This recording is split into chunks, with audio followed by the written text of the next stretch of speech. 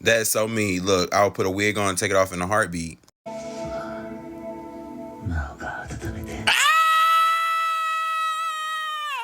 Not you too sexy. I'm screaming. Not they skip the set.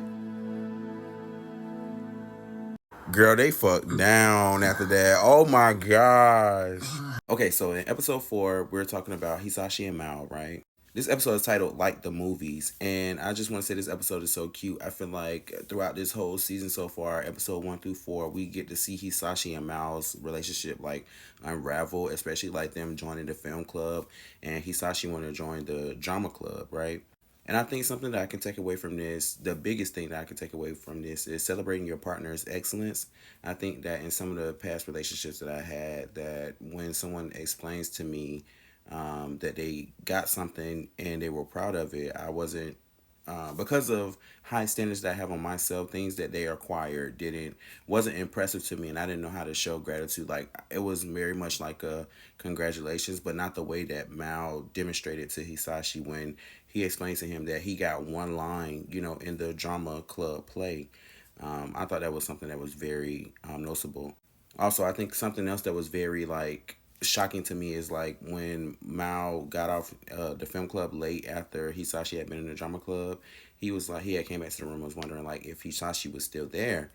And he's heard Hisashi, I guess, going over his lines, but at the time, Mao didn't know that he was going over his lines. Mao thought that Hisashi was jumping back to his ex, which I think a lot of people and a lot of gays can relate to.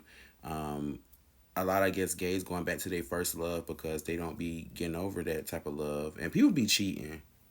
But I think this show gives, I don't want to say unrealistic because I do think that is real love out there, but it's very hard in the gay community, especially when you're young.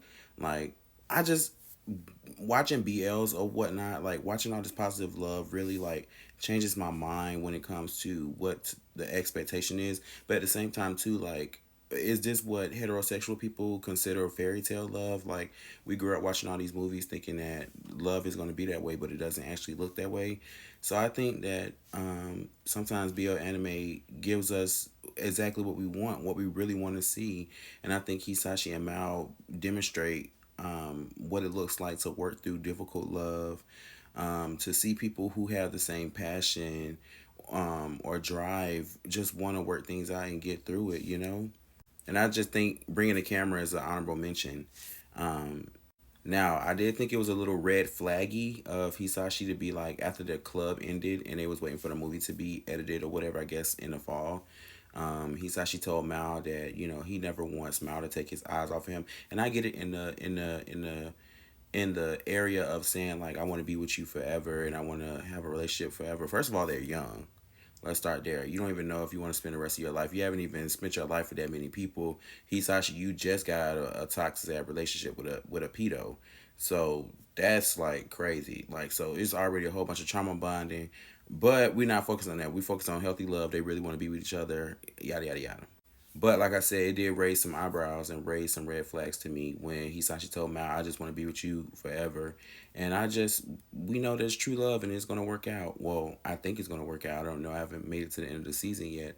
But I think coming to a close of this first part 1, because I did Google what this episode was trying to say, because there was a lot going on. Like I said, from the beginning of letting us know that the film club was over, to letting us know that Hisashi was joining the drama club, to Mao giving the big, I don't know if is Mao like Omega, like a bottom, giving like big bottom energy, telling Hisashi like, get up, get up, get up. We about to go out. So yeah, so Mao told Hisashi to get up. They was about to go to the park, and when they went to the park, they basically like explained like basically nobody else like sees it at that time of night. Like, it might just be people that's jogging through the area. Basically, it's like a spot that Mao knows that's beautiful that he wanted to take Hisashi to.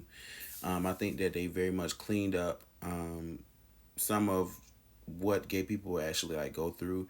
Like, men or trade only want to take you out at nighttime and never want to show you off during the day. And Hisashi definitely mentioned throughout the date night that it doesn't matter during the day or at night, whenever. I just want to be with you in public, out of public. It don't matter. I think this is an amazing date night. That's basically what happened. And they went home, honey, and they let's get it on. Yeah, baby. So I guess I can't wait to see what next year they have to do. Like when they become a third years, like I don't know if this series goes so far to show them actually like graduating the program. But I definitely want to see what Hisashi and Mao have next. Because apparently this is where their relationship story kind of ends right now. I'm not sure. That's what Reddit, Google, all that stuff said. But we have moved on to episode 5, which is called Hold on. Kikuchihara Jin's Troubles. So we're introduced to the third years, right? And which I think is so interesting. Like we get to see like every level of like the students or whatever, or every level of the film club and their different responsibilities and how they interact with the other characters and how we get in different perspectives of different relationships, right? So Ichikawa is a second year who is over the film that's starring Hisashi and that class president, right? And Mao is like the cameraman of them. So Ichikawa is in the running of becoming the third year's film class president, I believe, or the person who runs it. And the person who currently is over it is a third year named Jin. So Jin and Ichikawa like really have it out for each other. They don't like each other from what it seems like. When they're in the film space, they're always arguing, and that's because Ichikawa believes that Jin's movies are trash, think their scripts are trash, think everything that he does is trash. But this is like the theme of rivals turn to lovers, which I definitely enjoy in BLs. So I kind of think like Ichikawa is kind of using Jin as a project, like, like when because we find out that Ishikawa already reads BLs, and I guess he learned BLs from his sister. So he wanted to introduce it to Gene, which Gene has taken a liking to, which I think that Gene is kind of just in likeness. I won't say love, but just really like Ichikawa. And when you really like somebody, you seem to take on their interest sometimes, you know? Because when you take on someone's interest, it makes you seem like you're more interested in them. You really want to get to know them on a deeper level and why they'd be interested in certain things. So Ichikawa kind of explains to Gene like, yeah, I like BLs. What's your kind of BL? Do you want something from the Omegaverse, which we talked about in Tadaima and Okaeri, right? So I really think I want to get into the Omegaverse, and like I've been like down a rabbit hole of like trying to find BL animes and manga, y'all. We getting there. So yeah, so he shows Ichikawa shows Gene like a better version, or like a version of BL that he thinks that he's enjoying. So I think this is so amazing, and this is something I lack in my own personal life, is like a queer circle where you have a whole bunch of gay friends. And I appreciate the character named Ray. Like Ray is telling Gene like, you need to fix what you got going on with Ichikawa, because no matter whatever y'all have personally going on in your relationship, Ichikawa is most likely the most qualified to be the third year president of the film club. And what's confusing me too at the same time is how the second year and the third year end up dormant together. Like that's what confused me a little bit, but it is what it is. So then towards the end of the episode, we finally realized that Gene realizes that he has feelings for Ichikawa. And it seems like that Gene is a bottom, because he was having fantasies um, about Ichikawa talking about the BL.